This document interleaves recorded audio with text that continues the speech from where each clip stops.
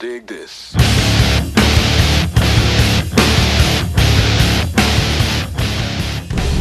we go!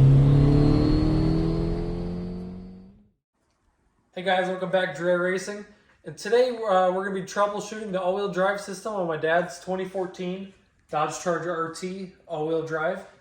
You can force all-wheel drive system on and doesn't seem to be working. So we're going to kind of show you how we go about troubleshooting this and the fix.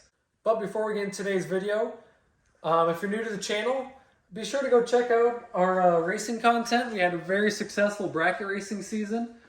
And if you enjoy the content, please subscribe. Now let's get into fixing this Charger. So we tried to turn the all-wheel drive on while the car was off, but that wasn't possible. So we got the car on and we forced the all-wheel drive on, as you can see there, by hitting the traction control. And we started the car, put it in drive, and only the back two tires are currently spinning.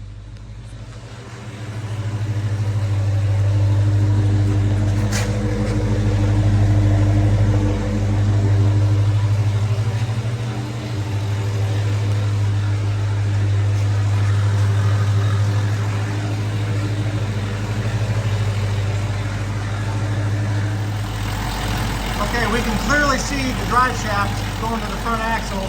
It's clearly spinning.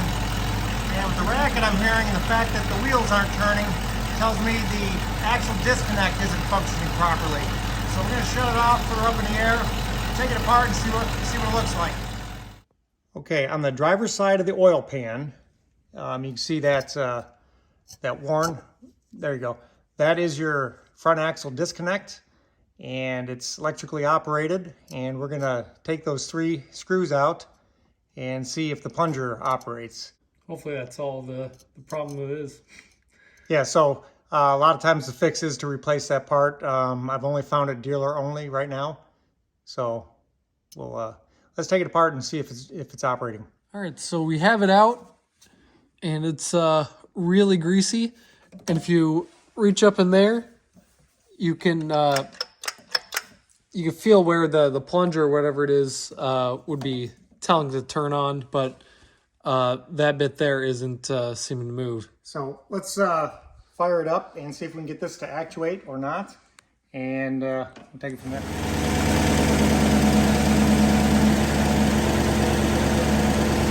Okay, is it a 2-wheel? Put an all-wheel. Yeah.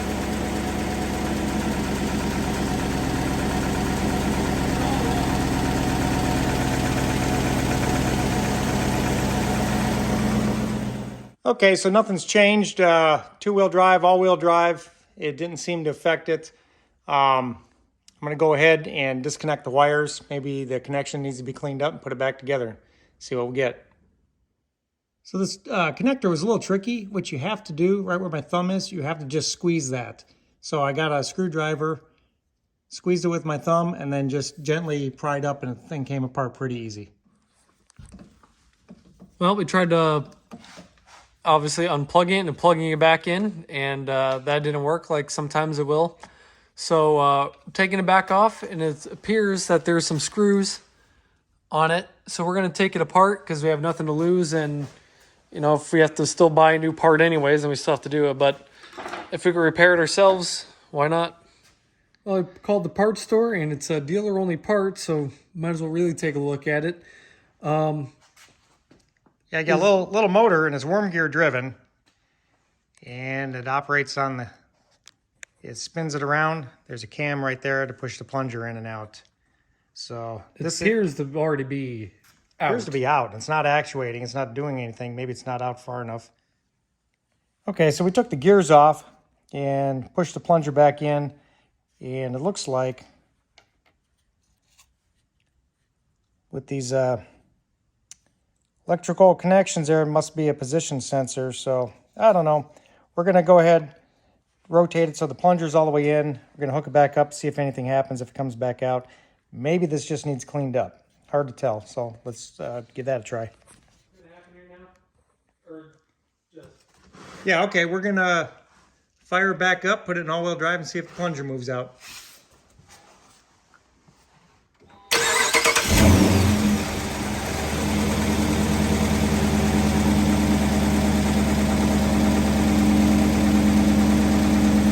And there we go.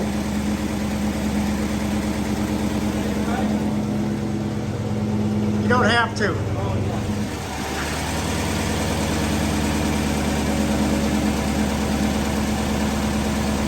Go ahead.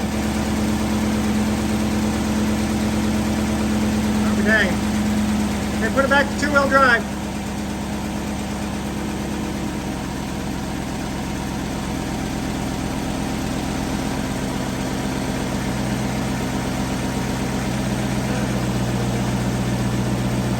Did the all-wheel drive light go off?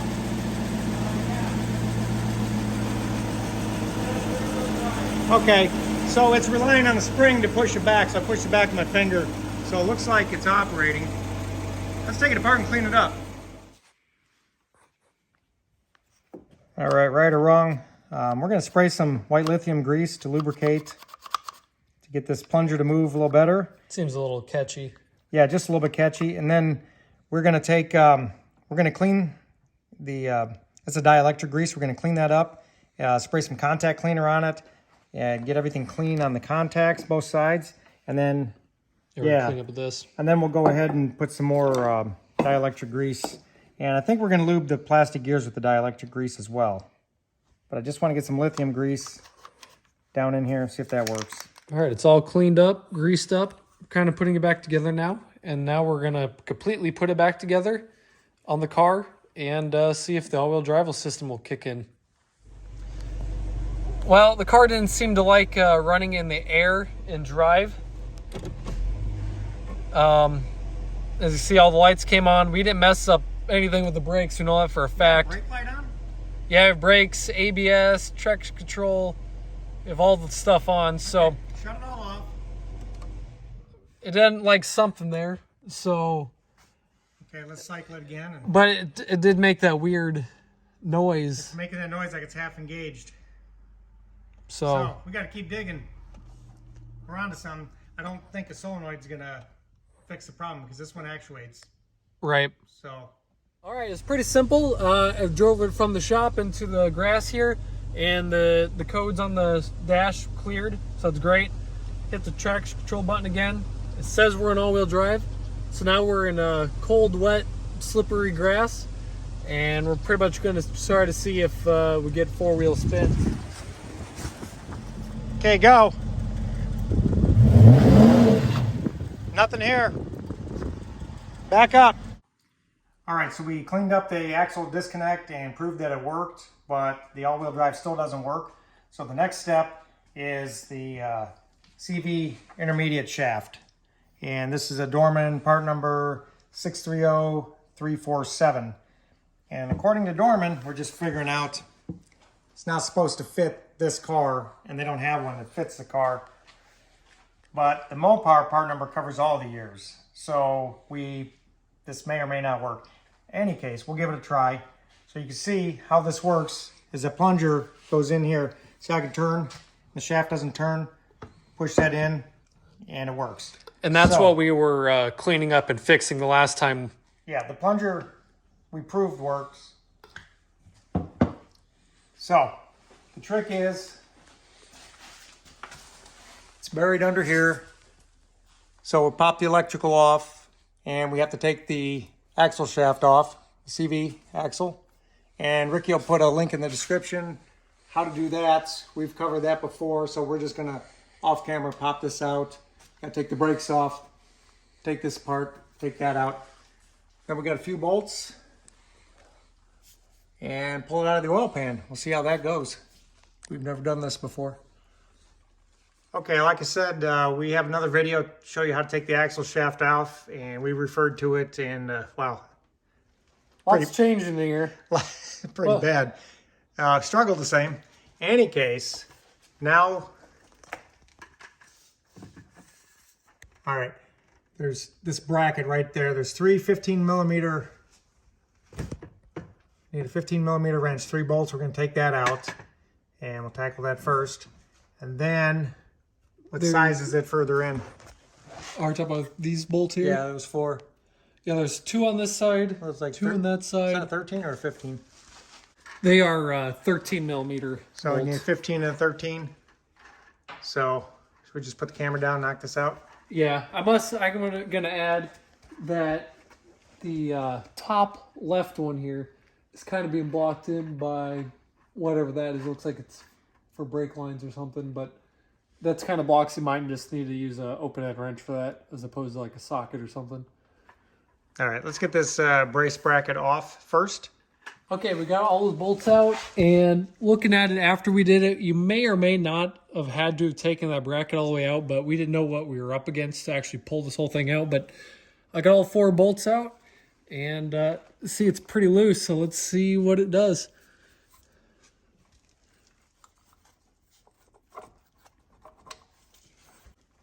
I wonder if it'd be easier to stand up here and grab it. Yeah, maybe. Coming through this side.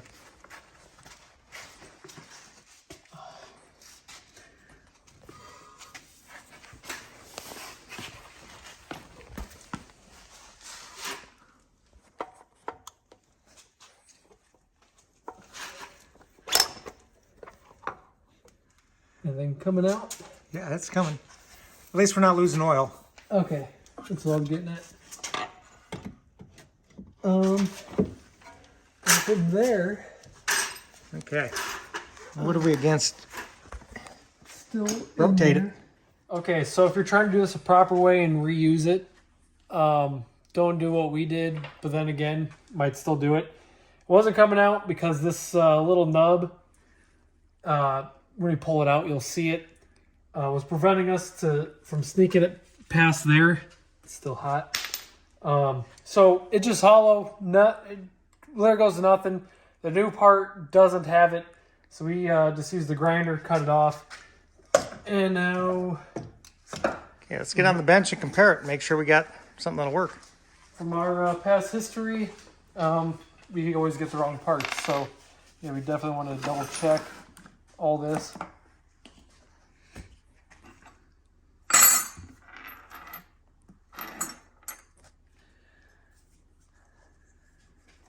So if you rotate it this way, it's got 2 holes there, 2 holes there. It's a little piece to hold in that. So it appears there's a seal goes there, so we'll pre-grease this before we install it. And so you guys can kind of see why we think this is the piece that went out. There's a little button in here that I guess the kind of like a plunger thing pushes in. As you can see, it doesn't go, but then it pushes in. See how it doesn't always engage? Whereas this one, as you can see, both ends don't spin. And then you push the plunger in, and it goes. So it appears when the all-wheel drive system wants to kick in, it's like a slip bang.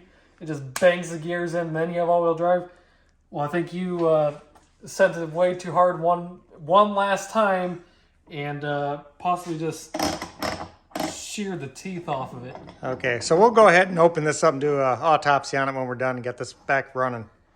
Yeah, it appears it is the same piece. We're kind of worried, but it looks the same. Let's put a little grease on it and send it. Yeah, I don't know why this nub was on there, but if you're doing a different job, you just need this out. You could probably just still cut this and still be fine. All right, guys, back at it the very next day. Now it's time to put this back in the car. It should be a straightforward process of just reversing everything we just did. So we're not really going to show anything of the process of putting it back. But if we do find something that hangs us up along the way, or we need to show you something important like that, we'll give you a look. All right, car's all put back together, and now it's about time to test, see if the all-wheel drive actually works now. Okay, put it on the all-wheel drive screen. Okay, so you can see it's in rear-wheel drive. Now go ahead and turn the traction control off.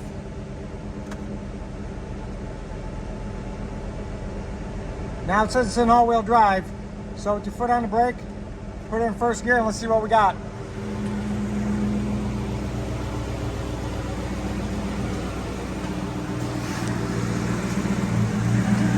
Alright, we're in drive. Okay. That one's going.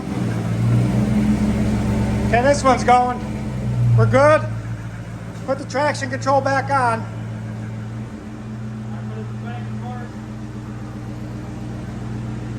Traction control button. Yep.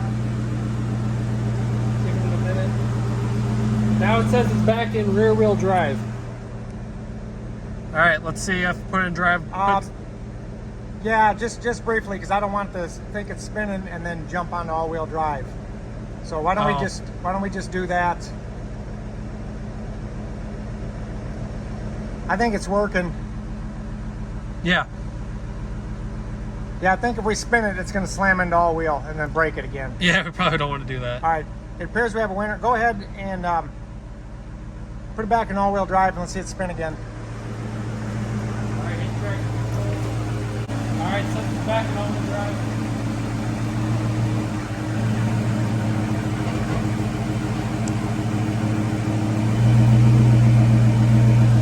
A little bit of delay, but...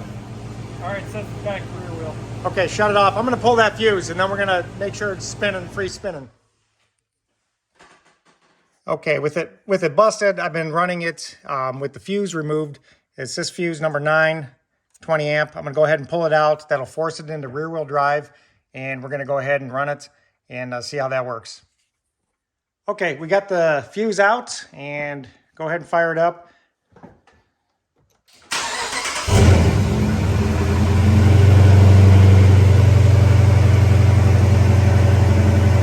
Turn traction control off and it won't ask for all-wheel drive. I gotta get back to it. You gotta wait for that. All right, then off. Yep. Now, with no fuse, it doesn't ask for all-wheel drive, so you can put it in gear and it should not run the front.